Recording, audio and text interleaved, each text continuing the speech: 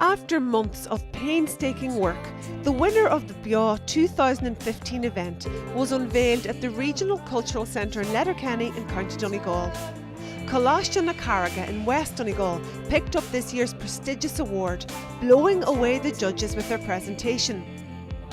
Only 5 schools made it into the grand final of the competition, in which students organise a series of concerts, taking charge of every aspect of the process, from booking the acts to promoting their gigs. They also raise money for charity along the way. Teams from Coláiste na Carraga, Poblaskol na Rossin, St Columba's Stranorder, all in County Donegal, St Joseph's Castlebar in County Mayo, and Scoil Polcalfinnan in County Limerick all battled it out. But there can only be one winner. Brilliant, can't believe it. Well, it kind of started off from last year's committee, kind of passed on to this year's committee. We chose 13 people that we thought would be suitable for the jobs. And since, I suppose, December, we've been planning the event and planning the presentation and planning all sorts of things to do with BEO.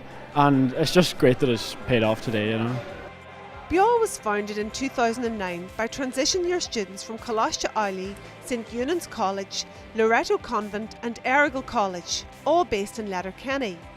This year's event was more hotly contested than ever, leaving the judges with a tough job. It was absolutely fantastic. Now, I had the pleasure of being here last year, and last year was my first year seeing BEO in action and the BEO final, and I was so impressed. And again, this year, it's just the standard of the contestants, it was so high. And I'm just so impressed with the students to think that they're just teenagers, you know, not just teenagers, but that they're so young and they are able to put on these huge events. It's brilliant, and I think a lot of adults could learn a thing or two off them as well, so we should be looking at them now for the future. They're the future event planners and PR and marketing, and you know, they know how to use Gaeilge and to use it with a campaign. They know how to raise awareness about different causes, because so many raise money for charities as well, and they've done fantastic. It's funny, as a judge you think, you know, you won't get into it as much as you do, and then you're sitting there and you're kind of doing a Simon Cowell, and it's like you actually get really into it and you want to get the best out of them as well, because you know that they're only telling you half a story, and you know that they're not telling you half the good work that they've done, so that's why you kind of give them a grilling, because you know there's a lot more in them.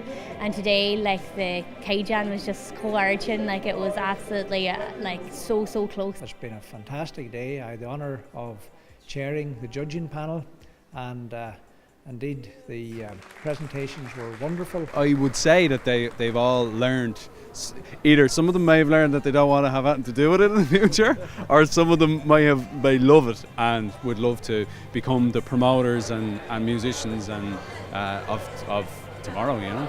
Even the judge who first signed U2 to their first contract in 1979 was impressed by the sheer talent of this year's finalists.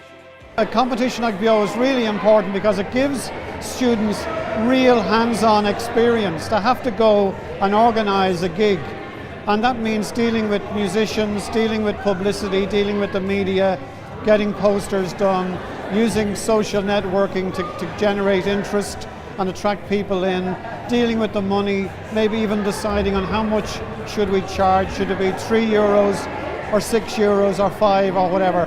All of those practical decisions and all of that thinking, I think, is invaluable experience that they probably couldn't get anywhere else. BEO began life as a gig, growing into a major competition that provides students with a whole new set of skills and helps to promote the Irish language. We're from a Gael school and we feel we have an obligation to get students to promote Irish, not in a classroom type of way, but in a way that they would feel might, within their own community, not teachers telling them what to do, but themselves deciding how is it that I promote a little bit of Gaelic here with my own students within my own school.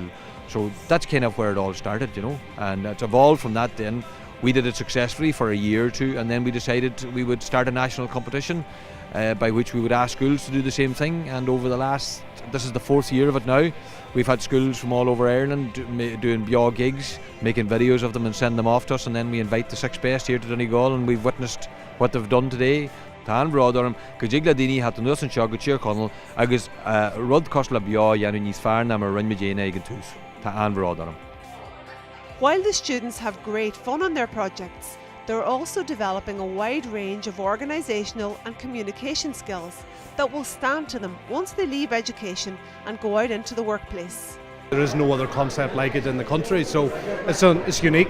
It's going from strength to strength, and I think it's got amazing potential. And I would just like to commend all the organisers, and in particular Joe McKelvey, who've just been doing a phenomenal job since 2009, reaching out to students and immersing them in, obviously the Irish language is very important, but in skills and skill sets that they'll need in later life. For BEO 2016, it's hoped the annual competition will continue to flourish and honour the special anniversary of the Rising 100 years earlier.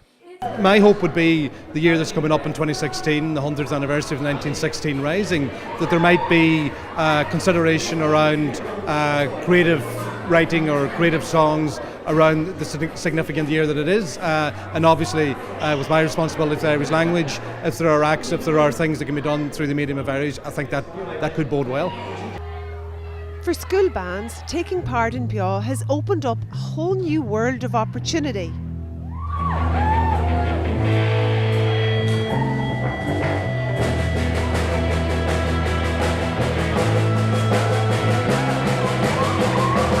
BEO started maybe 2 or 3 years after we began making music, and there was nothing like this, and as soon as BEO came we were playing to crowds as big as this, and it was just insane the very, very sudden coverage we got.